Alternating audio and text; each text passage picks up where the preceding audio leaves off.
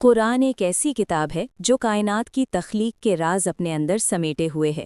یہ دنیا کی سب سے زیادہ یاد کی جانے والی کتاب ہے۔ یہ وہ مقدس کتاب ہے جس میں اللہ تعالیٰ نے انسانوں سے کلام فرمایا۔ اس کتاب کی ایک حیرت انگیز داستان ہے، مگر کیا ہم واقعی قرآن کی کہانی کو جانتے ہیں؟ یہ کیسے نازل ہوا، کن مراحل سے گزرا، کس طرح ایک کتاب کی صورت میں جمع ہوا اور ہم تک محفوظ حالت میں کیسے پہنچا؟ پہلی آیت سے لے کر آخری آیت تک آئیے آج ہم مل کر قرآن کے 23 سالہ الہی سفر میں قدم رکھیں، اس عظیم سفر کے راز اور اس کہانی کو جاننے کے لیے جو ہم تک پہنچی ہے۔ اب غور سے سنیے۔ شروع کرنے سے پہلے ہم آپ سے ایک چھوٹی سی گزارش کرتے ہیں۔ ہم یہ ویڈیوز بڑی محنت سے بناتے ہیں تاکہ یہ پیغام آپ تک پہنچا سکیں۔ اس کے بدلے ہم صرف اتنا چاہتے ہیں کہ آپ چینل کو سبسکرائب کریں اور ویڈیو کو لائک کریں۔ اگر آپ تیار ہیں تو آئیے آغاز کرتے ہیں۔ سن 610 عیسوی ماہ رمضان، پیر کی رات، شب قدر۔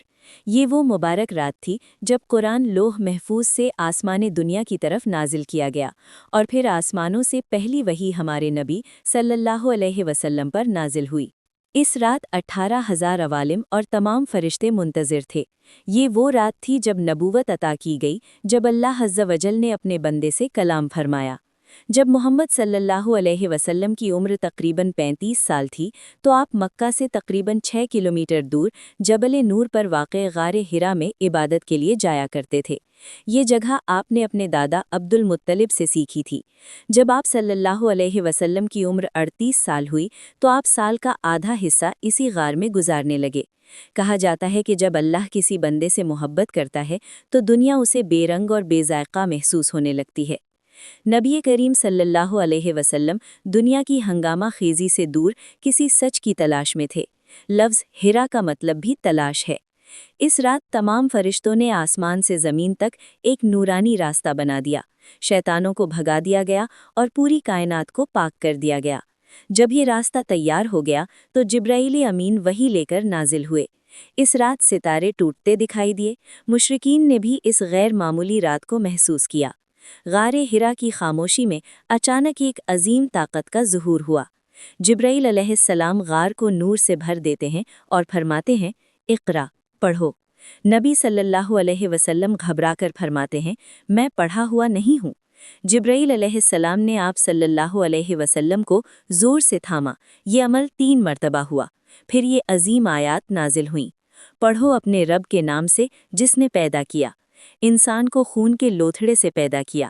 پڑھو اور تمہارا رب سب سے بڑا کریم ہے جس نے قلم کے ذریعے سکھایا، انسان کو وہ علم دیا جو وہ نہ جانتا تھا۔ سورۃ العلق۔ وحی کے بوجھ سے نبی صلی اللہ علیہ وسلم کانپتے ہوئے غار سے نکلے اور گھر کی طرف دوڑ پڑے۔ راستے میں جو بھی درخت، پتھر یا جانور آتا وہ کہتا، السلام علیکہ یا رسول اللہ۔ آسمان کی طرف دیکھا تو جبرائیل علیہ السلام کو ان کی اصل صورت میں دیکھا۔ یہ منظر صرف 2 مرتبہ ہوا، ایک معراج کی رات۔ گھر پہنچ کر فرمایا، مجھے اوڑھا دو، مجھے اوڑھا دو۔ ام المومنین خدیجہ رضی اللہ عنہا نے آپ کو تسلی دی اور فرمایا، اللہ آپ کو کبھی رسوا نہیں کرے گا۔ آپ سچ بولتے ہیں، صلہ رحمی کرتے ہیں، کمزوروں کا سہارا بنتے ہیں۔ پھر وحی آئی، اے اوڑھ لپیٹ کر سونے والے، اٹھو اور خبردار کرو۔ سورۃ المدثر۔ حضرت خدیجہ آپ صلی اللہ علیہ وسلم کو اپنے چچا زاد ورقہ بن نوفل کے پاس لے گئیں جو تورات و انجیل کے عالم تھے۔ ورقہ نے سن کر کہا، آپ کے پاس ناموس اکبر آئے ہیں، یہی جبرائیل ہیں جو موسیٰ و عیسیٰ پر آئے تھے۔ انہوں نے کہا، کاش میں اس وقت زندہ رہوں جب آپ کی قوم آپ کو نکالے گی، میں آپ کا ساتھ دوں گا۔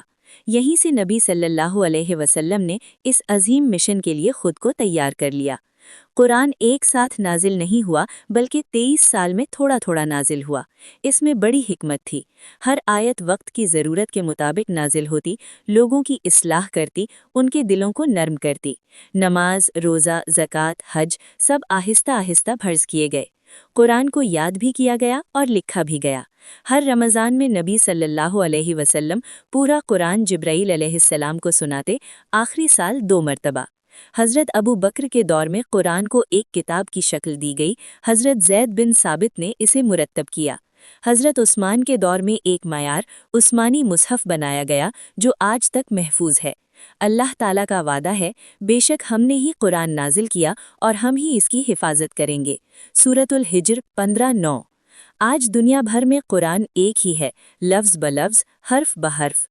قرآن کے سائنسی معجزات، ادبی حسن، صوتی تاثیر، پیشن گوئیاں، عدل و رحمت، انسانی فطرت سے ہم آہنگ تعلیمات، یہ سب اس بات کی دلیل ہے کہ یہ انسان کا کلام نہیں بلکہ اللہ کا کلام ہے۔ آج بھی قرآن پڑھنا عبادت ہے، ہر حرف پر اجر ہے۔ نبی صلی اللہ علیہ وسلم نے فرمایا، تم میں بہترین وہ ہے جو قرآن سیکھے اور سکھائے۔ قرآن ہماری نمازوں کو زندہ کرتا ہے، ہماری دعاؤں کو معنی دیتا ہے اور ہمیں دنیا و آخرت میں کامیابی کی راہ دکھاتا ہے۔ اگر